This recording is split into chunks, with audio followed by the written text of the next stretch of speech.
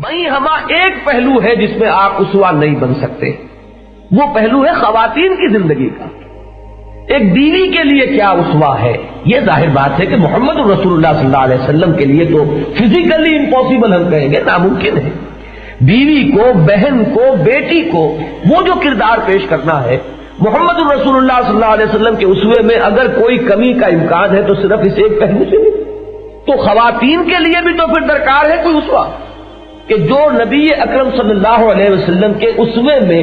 جو یہ ایک پہلو کمی کا رہ جاتا ہے اس کے لیے بھی تو کوئی آئیڈیل، کوئی نمونہ درکار ہے۔ تو وہ آئیڈیل اور نمونہ ہے جو ازواج مطہرات نے فراہم کیا ہے رضی اللہ تعالی عنہن اجمعین، کہ ان کو پھر آئیڈیل بنایا گیا، ان کو تمام امت کی ماؤں کا درجہ دیا گیا۔ وہ آئیڈیل ہے خواتین کی حیثیت سے۔ حضور کی جو بنات مطہرات ہیں وہ گویا کہ آئیڈیل ہے بیٹیوں کے اعتبار سے۔ تو ازواج یا بیٹیوں کا جو نقطہ نظر ہے اور اس میں جو رخ اختیار کیا جانا چاہیے، اور ماں کے لیے بھی آخر جس طریقے سے حضرت خدیجہ الکبریٰ رضی اللہ تعالی عنہا ماں ہونے کی حیثیت سے ایک آئیڈیل ہمارے مسلمان خاتون کے سامنے آئیں گی، ایسے ہی فاطمۃ الزہرا بھی آئیں گی۔ اسی لیے تو اقبال نے کہا کہ بطول باش و پنہا شو ازی اسب کہ در آغوش شبیر بگیری، تم فاطمہ کا اسوہ اختیار کرو رضی اللہ تعالی عنہ۔ فاطمہ بنت محمد مراد ہے صلی اللہ علیہ وسلم رضی اللہ تعالی عنہ، کوئی اور فاطمہ میرے پیش نظر نہیں ہے، فاطمہ بنت محمد ہے اسوہ، کہ اگر تم ان کا اسوہ اختیار کرو گی تو تمہاری گود میں حسن اور حسین جیسے پھول جو ہے وہ کھل سکتے ہیں، لیکن اگر ان کا اسوہ اختیار نہ کرو گی تو پھر گودیں جو ہے وہ ظاہر بات ہے کہ جن کانٹوں سے آج بھری ہوئی ہیں اسی طرح کا جھاڑ جھکاڑ اور اسی طرح کے کانٹے جو ہیں وہ ان گودوں کے اندر آئیں گے۔ تو یہ ہے اصل میں اسوہ نسوانی اسوے کے لیے جو ضرورت ہے۔ تو آئیڈیل کون ہے؟ ظاہر بات ہے ازواج مطہرات۔ بیٹیوں میں اور باپ میں بھی کچھ نہ کچھ حجاب ہوتا ہے، ظاہر بات ہے کہ کامل جو معاملہ ہے قرب اور اتصال کا بتمام و کمال وہ تو ازواج ہی کے ساتھ ہو سکتا ہے۔ لہذا ازواج کو جو یہاں خطاب کیا گیا وہ اس پہلو سے کہ یہ ہے آئیڈیل تمام مسلمان خواتین کے لیے۔ یہی وجہ ہے کہ میں نے جو آیات پڑھی ہیں اس سے پہلے کی دو آیات میں ازواج مطہرات کو خطاب کر کے کہا گیا کہ تم عام خواتین کی طرح اپنے آپ کو نہ سمجھو، تم اگر کوئی نیکی کرو گی تو تمہیں دوہرا اجر ملے گا، اور اگر تم کوئی غلطی کرو گی تو تمہاری پکڑ بھی دوہری ہوگی، سزا بھی دوہری ملے گی۔ اس کی وجہ کیا ہے کہ جو آئیڈیل ہو اس آئیڈیل کا تھوڑا سا نقص جو ہے وہ تو پھر بہت نمایاں ہو جائے گا دوسروں میں۔ جو نمونہ جو بن رہا ہے اس کی تھوڑی سی کمی اس کو تو لوگ دلیل بنا لیں گے اپنی بڑی بڑی کوتاہیوں کے لیے۔ لہذا تمہاری جو یہ نازک حیثیت ہے کہ تم اسوہ ہو تمام امت مسلمہ کی خواتین کے لیے تا قیام قیامت، لہذا تمہاری اگر کوئی خطا ہوئی تو تمہاری پکڑ دوہری ہو جائے گی، اور چونکہ پکڑ دوہری ہو رہی ہے لہذا اس کو بیلنس کیا جانا چاہیے کہ تم اگر نیکی کے روش اختیار کرتی ہو تو تمہارا اجر بھی دوہرا ہوگا۔ اس تمہید کے بعد فرمایا یا نساء نبی، اے نبی کی بیویوں، لستن کاحد من النساء، تم عام خواتین کے مانند نہیں ہو، ان اتقیتن فلا تخضعن بالقول، تم اگر تقوی کی روش اختیار کرو اور خدا خوفی اس کا انداز اختیار کرو تو پہلی تو تمہیں یہ ہدایت ہے کہ تم اپنی گفتگو میں جب بھی کسی غیر مرد سے بات کرنے کی ضرورت پیش آ جائے تو اپنی آواز میں لوچ مت پیدا کرو، فلا تخضعن بالقول فیطمع الذی فی قلبہ مرض وقلن قولا معروفا، کہ اس لوچ کی وجہ سے، حالانکہ آواز کا لوچ جو ہے وہ نسوانی حسن ہے، اللہ تعالیٰ نے یوں ہی تو نہیں فرق رکھا ہے مردانہ آواز میں اور نسوانی آواز میں، فطرت کے کچھ تقاضے ہیں جن کو پورا کرنا مقصود ہے، لیکن یہاں چونکہ ایک برائی کا سدباب ہے، تمہاری آواز کا یہ حسن جو ہے یہ ظاہر ہو تمہارے شوہر کے لیے ہو یا جو آگے اور آ جائے گی تفصیل، جو تمہارے محرم ہیں ان کے سامنے آئے تو کوئی حرج نہیں، لیکن غیر محرم کان سے اگر کوئی آواز اس نوعیت کی ٹکراتی ہے تو اگر کسی کے اندر کوئی روگ ہے، کسی کے اندر کوئی خباثت ہے، اس خباثت کو غذا مل سکتی ہے، اس روگ کی وجہ سے جو اس میں ہے اس میں ایک تحریک پیدا ہو سکتی ہے اور اس تحریک کا سدباب کرنا جو ہے مطلوب ہے۔ تو فلا تخضعن بالقول فیطمع الذی فی قلبہ مرض وقلن قولا معروفا، یہ بھی نہیں ہے کہ جھڑکو اور ڈانٹو، بات معروف طریقے پر کرو اور جتنی ضروری ہو اتنی کرو، اس سے زائد نہیں۔ اور اس میں بھی آواز کے اندر لوچ نہ ہو، بلکہ یہ کہ کچھ نہ کچھ میں سمجھتا ہوں کہ ان الفاظ کا تقاضا یہ ہے کہ کچھ تکلف کر کے بھی اس میں کرختگی پیدا کر لی جائے تو یہ اس حکمت کے عین مطابق ہوگی کہ جو اس حکم کی پشت پر کار فرمائے۔ اس کے بعد اب کیا ہے، تمہارا رول کیا ہے؟ وَقَرْنَ فِي بُيُوتِكُنَّ وَلَا تَبَرَّجْنَ تَبَرُّجَ الْجَاهِلِيَّةِ الْأُولَىٰ، اپنے گھروں میں قرار پکڑو، یہ گھر ہے تمہاری اصل جگہ، گھر سے باہر تمہاری نگاہ ہی نہ اٹھے، تمہارا اصل میدان کار جو ہے وہ گھر کی چار دیواری کے اندر ہے،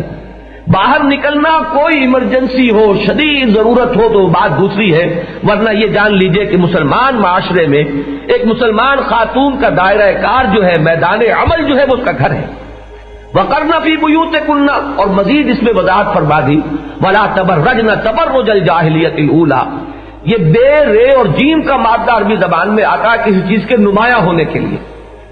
برجیاں جو بنتی تھی فصیلوں کے اوپر برجی، تو ظاہر بات ہے کہ جب دور سے کوئی آتے تھے لوگ تو سب سے پہلے سب سے اونچی چیز نظر آئے گی، کیونکہ وہ سب سے زیادہ نمایاں ہوتی تھی، اس لیے ان کو برجیہ کہا جاتا اسی اعتبار سے۔ تو تبرج کے معنی ہے لوگوں کی نگاہوں میں آنا، کھبنا،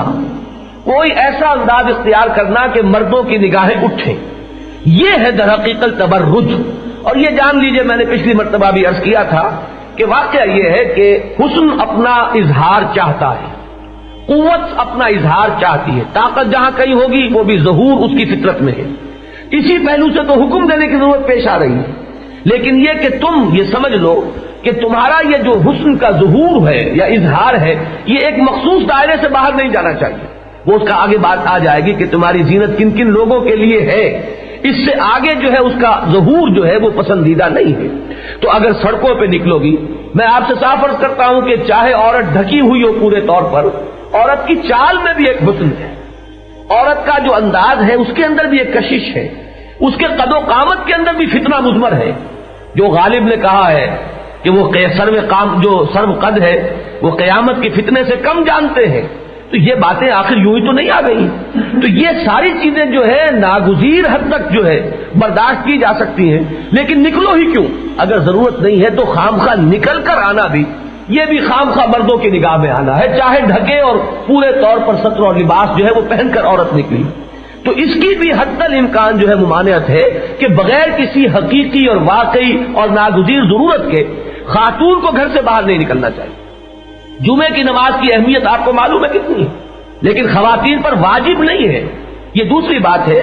کہ وہ اگر آئیں تو ممنوع بھی نہیں ہے اگر صحیح انتظام ہو، بدقسمتی سے انتظام صحیح نہیں ہے۔ ہم نے جو مسجد بنائی ہے قرآن اکیڈمی میں، ہم نے خواتین کے لیے باتھ رومز علیحدہ بنائے ہیں، ان کی سیڑھی علیحدہ ہے، ان کا راستہ علیحدہ ہے، ان کا پورا ہال جو بنایا علیحدہ بنایا ہے۔ ہمارے ہاں اس کا اہتمام نہیں ہے، ضرورت ہے اس دور میں خاص طور پر۔ آخر خواتین کو دین کی یہ معلومات کہاں ملیں گی، جبکہ سارے جو ذرائع دوسرے ہیں وہ تو کسی اور طرف انہیں کھینچ رہے ہیں۔ تو اس میں بڑی حکمت ہے کہ منع نہیں کیا گیا، ورنہ تقاضا تو یہ ہے کہ حضور نے فرمایا کہ عورت کی نماز مسجد کے بجائے گھر میں افضل ہے، گھر کے صحن سے بجائے گھر کے دالان میں اس سے بھی افضل ہے، گھر کے دالان سے اندر گھس کر کمرے میں پڑھے گی تو وہ اس سے بھی افضل ہے، اور کمرے میں بھی اگر کوئی بغلی کوئی کوٹھڑی ہے وہاں پڑھے گی تو وہ اس سے بھی افضل ہے۔ یہ ہے اصل میں وہ منشا جو شریعت کا ہے کہ وہ کس طریقے سے مستور ہونے کا معاملہ، چھپے ہوئے ہونے کا معاملہ، مستورات ہم کہتے اسی لیے ہیں کہ یہ در حقیقت ان کا نگاہوں سے مخفی رہنا جو ہے، اسی میں در حقیقت ان کا حسن ہے، ان کی رعنائی ہے، حکمتیں جو ہے وہ اسی کے اندر مضمر ہے اور پوشیدہ ہے۔ تو اسی طریقے سے جنازے کے ساتھ جانا کتنی بڑی نیکی ہے، لیکن عورتوں کو روک دیا گیا۔ اتباع جنائز سے حضور نے خواتین کو منع کر دیا ہے، جنازے کے ساتھ نہیں جانے کی ضرورت ہے، یہ مردوں کا کام ہے۔ تو یہ میں نے آپ کو بتایا، ایمرجنسی ہوگی تو بات بالکل دوسری ہو جائے گی، وہاں جا کر تو یہ قواعد جو ہے نارمل یہ ہولڈ نہیں کرتے۔ لیکن یہ ہے کہ اصل جو دین کا مثبت طور پر جو مزاج ہے اس کے سمجھنے میں سمجھتا ہوں کہ کسی بھی مغالطے کی گنجائش نہیں ہے اگر انسان واقعتاً سمجھنا چاہے۔ دین کو موم کی ناک بنا کر اپنے پیچھے لگانا ہو تو بات اور ہے،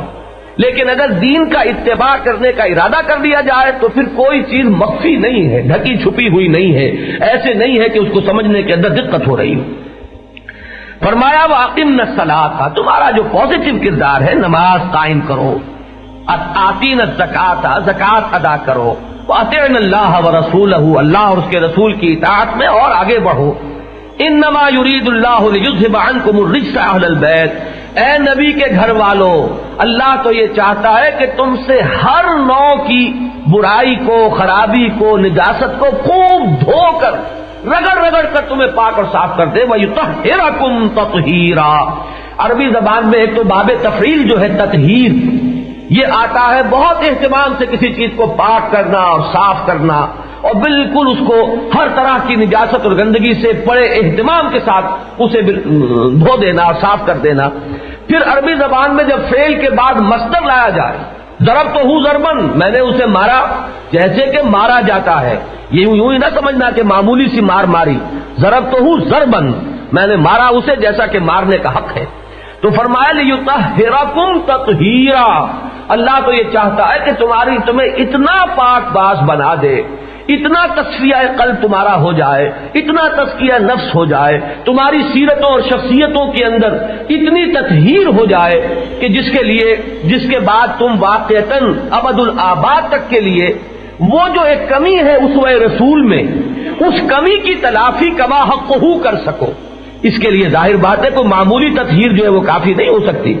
محمد الرسول اللہ صلی اللہ علیہ وسلم کے ہم پلہ ہونا ہے تمہیں، کہ امت کی تمام خواتین کے لیے قیامت تک کے لیے تمہیں اسوہ بننا ہے۔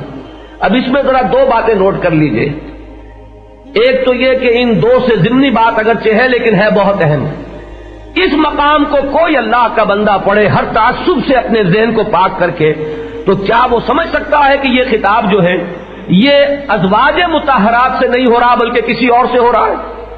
یہ آیت ہے جس کو لے کر وہ اہل بیت والا مضمون اور اس کے ساتھ وہ 5 افراد پنجتن پاک کا تصور جو ہے وہ اس کے ساتھ چسپاں کر دیا گیا ہے، اور ہر مسلمان کے ذہن پہ بیٹھا ہوا اہل بیت یہ ہے۔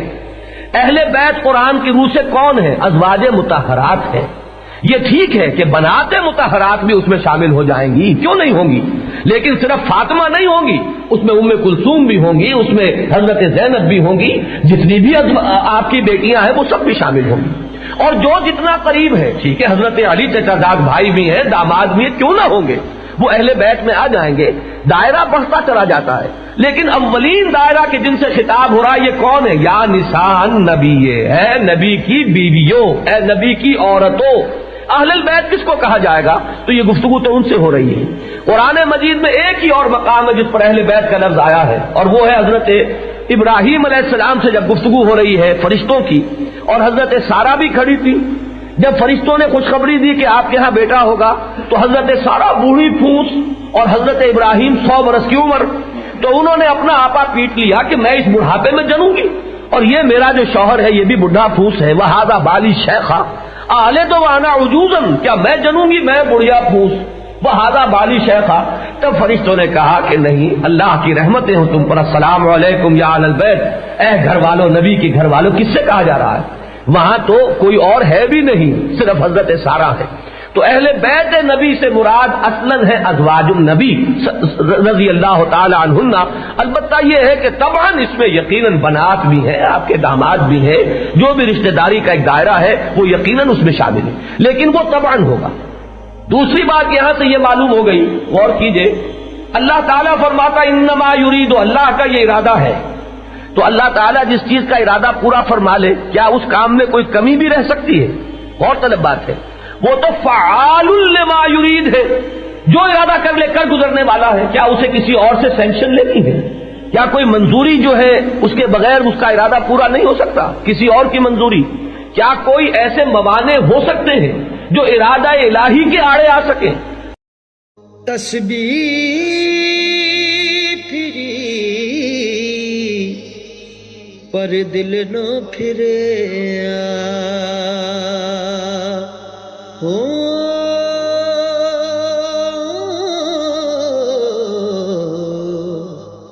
لینا کی تسبیح ہتھ